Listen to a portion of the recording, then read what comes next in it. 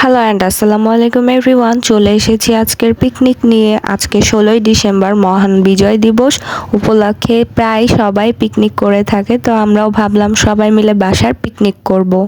যেই ভাবা সেই কাজ, ননদরা ছিল, আমি ছিলাম, তারপর মামিরা ছিল, সবাই মিলে একসঙ্গে রান্নাবান্না শুরু করে দিয়েছিলাম। শাশুড়ি আম্মু একটু কাজের জন্য দাদি শাশুড়ির বাসায় বেড়াতে গিয়েছিলেন, তো ওনাকে আমি একটু মিস করছিলাম। যাই হোক, সন্ধ্যা হতে হতে উনি চলে আসবেন।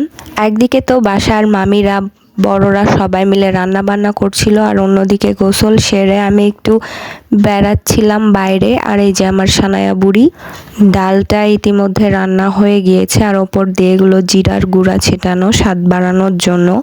আর পোলাওটা রান্নার জন্য চুলার ওপরে হাঁড়িটা বসিয়ে দেওয়া হয়েছিল। রান্নাটাও মোটামুটি তাড়াতাড়ি কমপ্লিট হয়ে গিয়েছিল। আজকে চুলা বানানোর আলসেমিতে ছোট চুলার ওপরেই বড় হাঁড়ি বসিয়ে দিয়েছিলাম, কিন্তু কোনো সমস্যাই হয়নি রান্না করতে। তো স্মুথলি একটা একটা করে রান্নাগুলো কমপ্লিট হয়ে যাচ্ছিল। আর এখানে তো এই যে মাংস রান্না চলছে।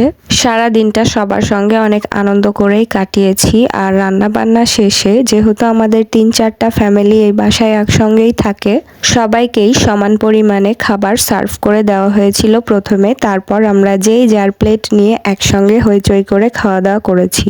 পোলাও মাংসের মধ্যে কিন্তু এই সালাদটা না হলে ভালো লাগে না, তাই এটাও রেখেছিলাম মেনুতে। তো এই যে মোটামুটি খাবার সবার সার্ভ করা রেডি। তো বন্ধুরা, এই পর্যায়ে তোমাদের কাছে আমার একটা রিকোয়েস্ট, যে কোনো বন্ধুর ভিডিও স্কিপ না করে সম্পূর্ণ দেখে লাইক কমেন্ট শেয়ার করবে আর একটা গঠনমূলক কমেন্ট করবে, তাহলে তোমাদের পেজেরও রিচ বাড়বে। রান্না বান্নার পালা তো একদিকে শেষ হয়ে গিয়েছিল। বিকেল বেলায় আমাদের এলাকার একটা বড় মাঠে একটু প্রোগ্রাম হচ্ছিল বিজয় দিবস উপলক্ষে। দিনের বেলায় এই মাঠে কিছু খেলাধুলা হয়েছিল, যেগুলোর প্রাইজ গিভিং চলছিল। তো এখানে বেশ কিছুক্ষণ সময় কাটিয়ে নিলাম। তো বন্ধুরা, এই ছিল আজকে সারাদিনের ভিডিও। ভালো লাগলে অবশ্যই লাইক কমেন্ট শেয়ার করে দিও। এই পর্যন্ত পাশে থাকার জন্য তোমাদের সবাইকে অনেক ধন্যবাদ।